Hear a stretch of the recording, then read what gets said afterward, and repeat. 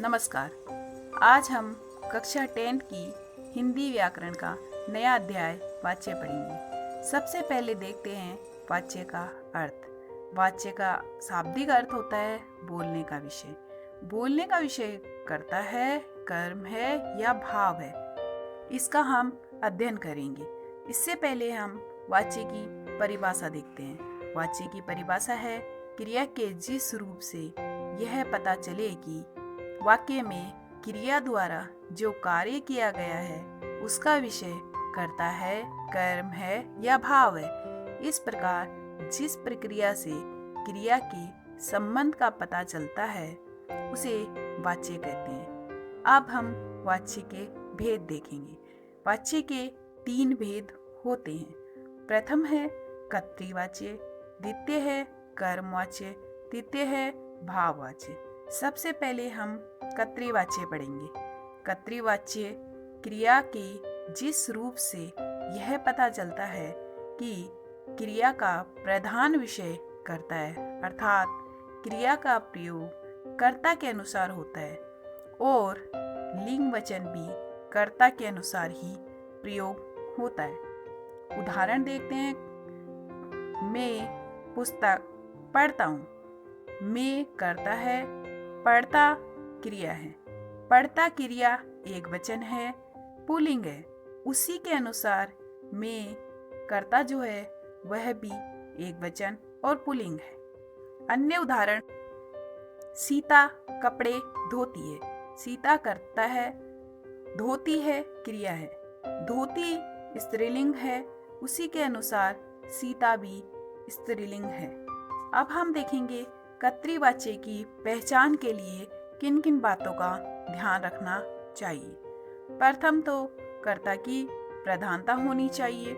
दूसरा है क्रिया का सीधा संबंध कर्ता से होना चाहिए। तीसरा है इनमें यानी कर्तृवाच्य में अकर्मक व सकर्मक क्रिया का प्रयोग हो सकता है। चतुर्थ है कर्ता के साथ परसर्ग ने का प्रयोग होता है, परंतु कभी कभी परसर्ग ने आदृश्य भी होता है। वाच्य का दूसरा भेद कर्मवाच्य। कर्मवाच्य की परिभाषा है क्रिया के जिस रूप से यह पता चले कि क्रिया का प्रयोग कर्म के अनुसार हुआ है, अर्थात कर्म की प्रधानता होती है, उसे कर्मवाच्य कहते हैं।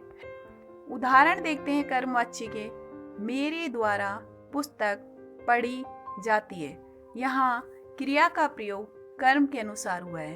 देखते हैं, पढ़ी क्रिया जो है वह स्त्रीलिंग है, उसी के अनुसार पुस्तक भी स्त्रीलिंग शब्द है। कर्मवाच्य के पहचान के लिए हमें किन किन बातों का ध्यान रखना चाहिए ये देखते हैं। प्रथम है क्रिया का सीधा संबंध कर्म से होना चाहिए।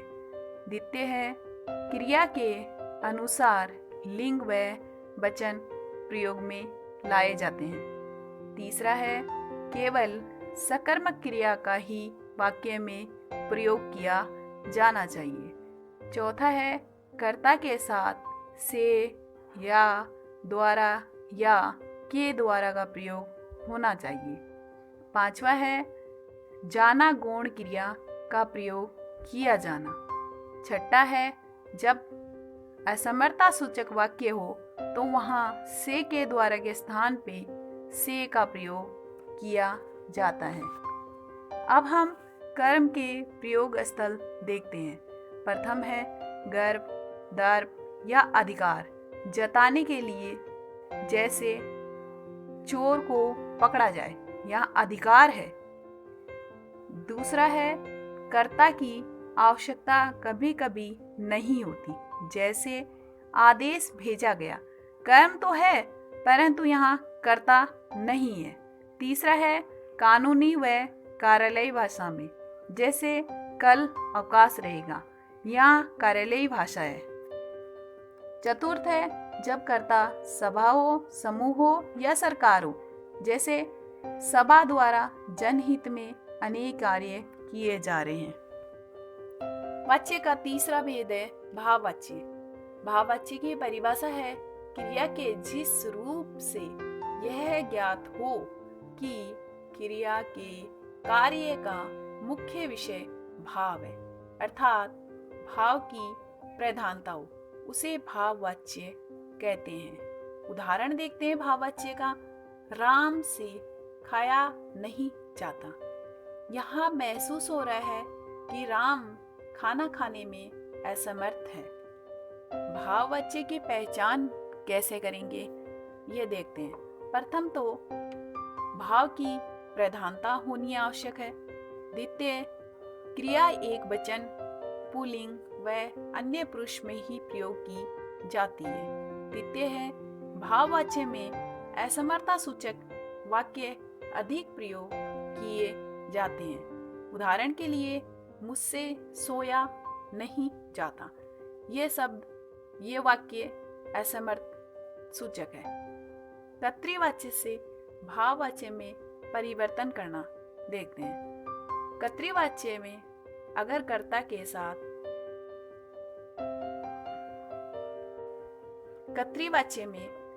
साथ ने का प्रयोग हो तो उसके स्थान पे से या के द्वारा का प्रयोग किया जाता है। दूसरा है, क्रिया को सामान्य भूतकाल में बदला जाता है। तीसरा है, मुख्य क्रिया के साथ जाना गौण क्रिया का प्रयोग किया जाता है। उदाहरण के लिए, कर्तृवाच्य का वाक्य है मैं दौड़ नहीं सकता का इसे हम भाववाच्य में बदलेंगे मुझसे दौड़ा नहीं जाता।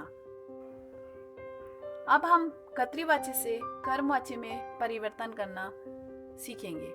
इसके लिए हम किन किन बातों का ध्यान रखेंगे।